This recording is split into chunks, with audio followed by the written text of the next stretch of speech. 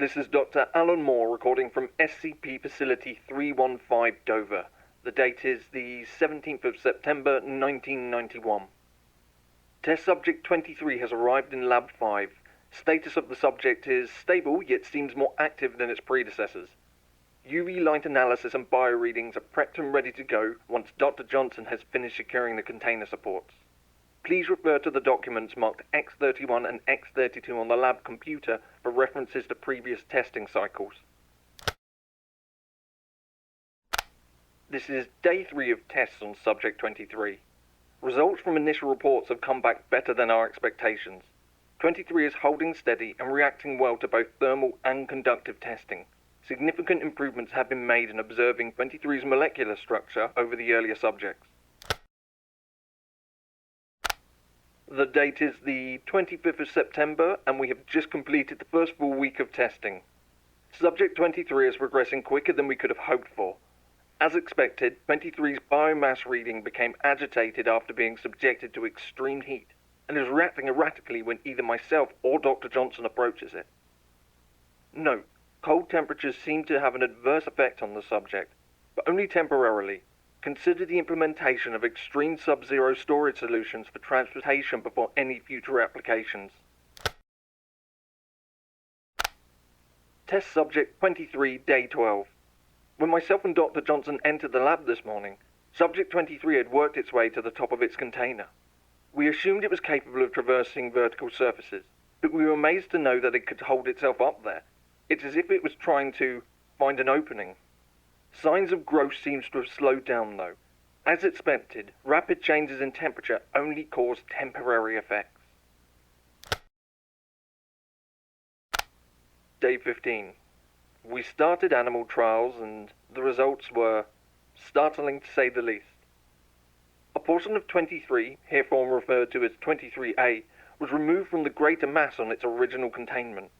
The vial containing 23A was placed within a giant compound containing 6 rats. Although hesitant at first, Rat C moved to investigate the unknown substance. It was only a mere matter of seconds before 23A had latched onto the rat's face. Over the next few hours we witnessed the complete and utter breakdown of both soft tissue and bones. It's been roughly 7 hours now since Subject 23A was introduced to its current environment. There are no rats remaining. 23A proceeded to move on its own accord, in turn catching and consuming all 5 remaining rats at an ever-growing pace. We are unsure if the subject is acting on instinct or if it's some kind of primitive sentience. I theorize it's more akin to a jellyfish or an omnivorous plant, though instead of using physical sensors such as tentacles or fine hairs, it must sense the vibrations in the ground. Further animal testing will be required. Day 16 of testing on Subject 23. Subject 23 and 23A seem to know each other are there. After yesterday's surprising results, 23A has become a similar mass to 23, both of which seem to be drawn together, as if there was some kind of invisible magnet pulling them. We will continue to observe this until tomorrow, in which a second secure container arrives for 23A, and we can transport it to a different lab for further testing.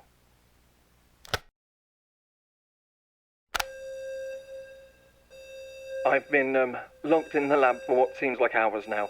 The doors have been bolted shut and the entire room went into lockdown the second a breach in safety protocols was detected. I can just about see Johnson's feet sticking out from behind the workstation. The emergency lighting is making it really hard to see. It latched onto him the second the glass shattered on the floor. I don't know if he's alive, but I can hear it squirming. Security must have evacuated the entire building. I'm guessing I'm alone right now. I'm currently hiding under my desk, and unless I can get access to the lab's main computer and try and shut down the security protocols, I think I'm fucked. Subject 23A has increased in size dramatically. I can only assume what it did to the rats it's done to Johnson. I can't believe he dropped that container. 23A has moved across the lab. If I can just move without it noticing me. No! No! Jesus! Oh!